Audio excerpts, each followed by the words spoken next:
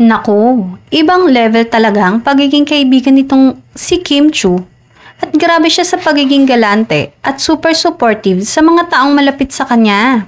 Sa Instagram ni Kim, nirepost niya ang IG story ng kaibigan niyang si Khaled Karen na nagpapasalamat sa bonggang regalo ng It's Showtime host para sa kanyang recent bridal shower. Makikita sa post na kasama ni Khaled Karen ang kapatid ni Kim na si Kam Chu.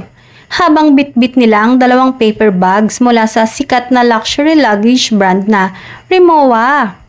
Say nga ni Khaled Karen, "Thank you very much my dearest Sisi Chinita Princess sa napakabonggang regalo." Kitang-kita ang saya at kilig ng Khaled Karen sa natanggap niyang regalo, lalo pat malapit na ang kanyang kasal. Tila ito ang cherry on top ng kanyang bridal shower. Dagdag pa niya sa isang post, kung saan laman nito ang isang sweet greeting card mula kay Kim. "Iyak ako ng iyak sa message mo. Thank you for our wonderful friendship." Talagang naramdaman ni Khaled Karen ang pagmamahal at suporta ni Kim. Hindi lang sa regalo, kundi sa kanilang matagal ng pagkakaibigan. Siyempre, hindi rin nagpahuli si Kim sa pagbibigay ng reply. "Love you so much, Sisi ko. Bawi ako pagbalik mo. Congrats, Sisi." At "Love you sis, always and forever, alam mo yan."